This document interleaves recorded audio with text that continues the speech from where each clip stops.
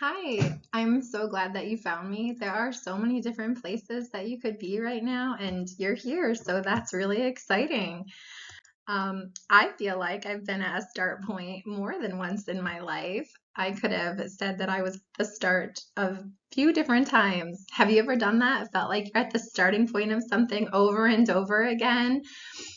And how far do you let yourself go, right? Do you sketch it out, cost analysis, a pro con list, make a little doodle?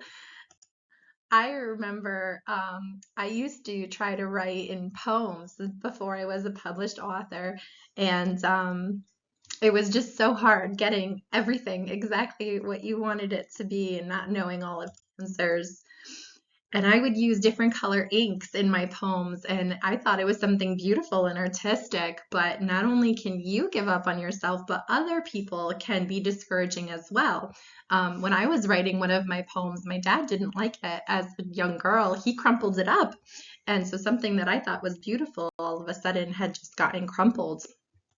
Things like this can create a shadow self inside of us, and it can lead to your dreams that are still in there and they're just not acknowledged or not pursued, or just lingering, and you just haven't brought closure to places in your life that need closure if you are going to close those doors, or you'll keep going back to that starting line just like me over and over again.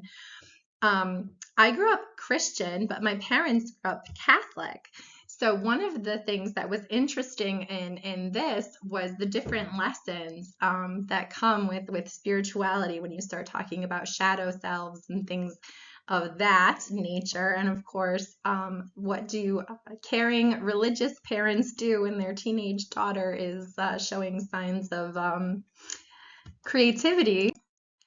An exorcism. That's right. My parents brought me to my pastor, and they weren't sure what was going on, and they weren't sure they were sure that they didn't like this creative outlet of writing that I had gotten into, and it was a very nature versus nurture question, and that's another great psychological term that I've learned in the years since, as well as conditioning, and why it's so important. So now I started looking into things more so because I wanted to know why people reacted the way they did, and how I could apply that to my life. And I'm a person who loves research.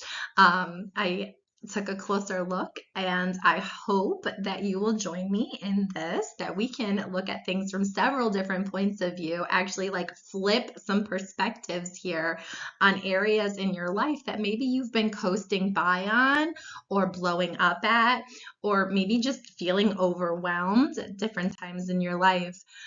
Have you ever felt like other people, more women than men probably, are kind of like floating in and they have all the answers in their little purse? It's got everything in it that you could possibly need.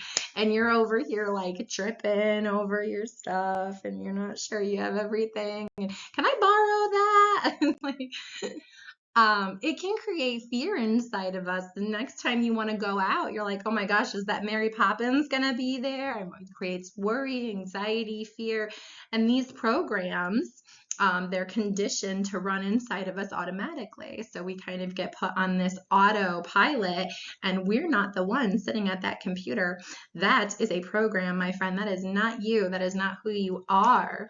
Neither is your shadow self completely, but we do want to merge all of these different people that you are, and definitely want to tell you why that's important. So, everyone pretty much had their life changed when COVID hit, and that's basically when this started for me. I started looking at my life, where it was going and where I wanted it to go. And I would look in the mirror and have lots of self-confidence, and then I would go out into the world, and all of a sudden I was like shrinking. The Mary Poppins of the world were swarming, and they all knew how to handle things way better than I did, or so I thought. It turns out that none of us have all the answers, and we're all back there like, oh my gosh, how many times? So, if this is something that you can relate to and you just want to talk and figure out how I got out of this and what I'm doing now about it and this great community that I'm putting together that you might want to be a part of or just come check out, I invite you to just put a little comment, message me, and let's just chat. And, it's a no cost. There's not, I do have a program that's for sale, but let's just chat and see if this might be a good fit for you. And yeah, so I look forward to talking to you soon.